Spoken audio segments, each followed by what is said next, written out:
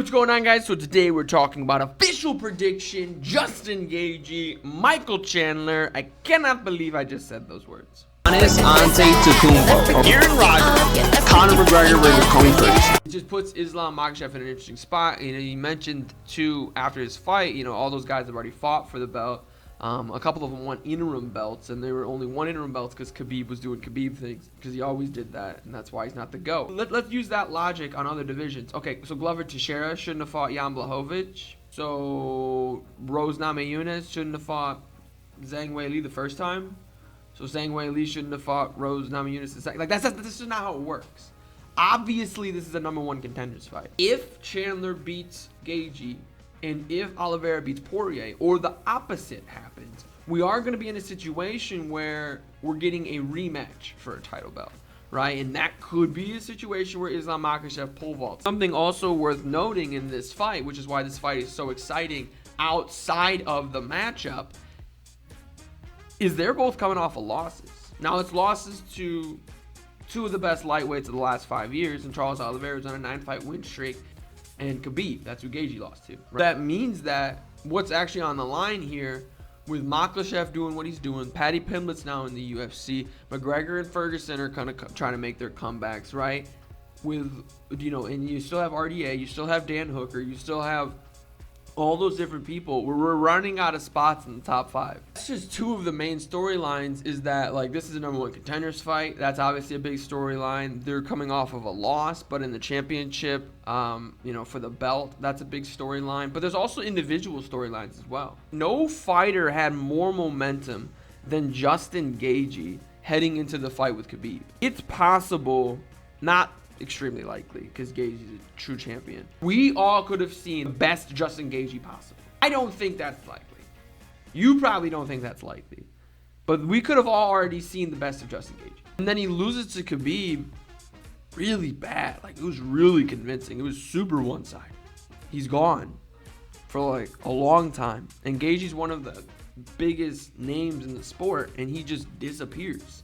And Chandler's calling him out and calling him out. And Chandler said he called him out 3 times and he didn't get a response. And I probably don't have to sell this fight to you already, but like, this is crazy. Like, this fight is crazy. Right? Because then we talk about Michael Chandler for a second. Let me just lean back in the chair. Chandler had the most hype out of anybody. If we're talking about guys who could have beaten Khabib, Michael Chandler was being talked about that like that as well. When he was in Bellator and he was beating all those guys in Bellator. Now, he was no longer the champion in Bellator when he came over to the UFC, but he clearly had other things that he wanted to do. His UFC debut is against Dan Hooker, and things just worked out so perfectly for Michael Chandler. Gaethje had just fought Khabib, so he wasn't ready to fight Oliveira. Poirier was being stupid and chasing the money and getting, you know, fighting for Conor McGregor, because, like Floyd Mayweather said, my kids can't eat legacy at the dinner table, and I respect that for Dustin and Floyd, but it was still stupid because now Dustin's never been a true champion and never probably will, but we'll get to that prediction when that fight happens. And so your top 3 contenders are all gone, and if you want to argue Conor McGregor should get the shot, he can't, because he's fighting Dustin Poirier. And it's like, well, then what about Tony Ferguson? Oliveira just beat Tony Ferguson. Oliveira ended up fighting Michael Chandler. All the other guys were busy doing whatever it is that they were doing. Chandler has one of the best rounds of the year. Easily the best round of a loser. You guys can correct me if I'm wrong, if there's been a better round from a loser this year. But he has one of the best rounds of the year. That is a 10-8 round. I'm a huge fan of Oliveira. It was a 10-8 round against Michael Chandler. Maybe Chandler gassed himself out a little bit, breathing a little heavy, going into the second round, and like he said, he zigged when he should have zagged, and Oliveira caught him, dropped him, ended the fight, won the belt. Enter Justin Gaethje. Justin Gaethje saying that fight was a joke for the lightweight division. The lightweight division is a joke of the UFC. It's a dig at Oliveira, but it's definitely a dig at Michael Chandler, who lost that fight. If I were to tell you this time last year Michael Chandler was going to fight Justin Gaethje, you'd have been like, sign me up. That's worth the $60 in and of itself. But then now, the last year, we've added so much extra stuff to it. Let's get to the actual fight prediction. Michael Chandler has mentioned Gaethje will take the first step back. And I actually referenced this in my Squid Game video that I made. I made the entire UFC doing Squid Game, so go ahead and check that out. It's a 40-minute video, so make sure you get your popcorn ready. Maybe being the aggressor isn't the move in this fight. Michael Chandler is a better wrestler than Justin Gaethje, and I think that if Michael Chandler is going to want to win this fight, and I really wish it was a 5-round fight, but that's not how it works, he's going to have to take him down. But will he? I don't know. Unfortunately, you would love to say that the fight with Oliveira for Michael Chandler was an isolated incident, but unfortunately it was not. Michael Chandler getting caught, like I mentioned, he wasn't the champion of Bellator when he came over to the UFC. Kind of been known to have a glass chin. He's kind of been known to go down a bit, not easy, but quickly. And Gaethje's got a lot of power. Gaethje's an amazing, because it's not just his power, it's where he places his strikes. That's just so precise. And Gaethje is just, the leg kicks are just a part of it, but Gaethje is an amazing counter striker. And like, if you're Chandler and you're a guy who likes to take the center of the octagon and control the tempo, what would be the #1 worst type of person to fight? A counter striker. This is a poor matchup for Michael Chandler. Michael Chandler has the most power in the division.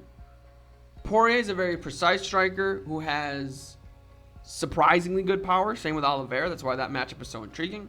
Gaethje's got a lot of power. Obviously, McGregor has a lot of power. Michael Chandler has the most power in the lightweight division. Gaethje gets caught, Gaethje loses. And I think that's the only way Gaethje loses. And I think on the feet. And I think that Chandler knows that.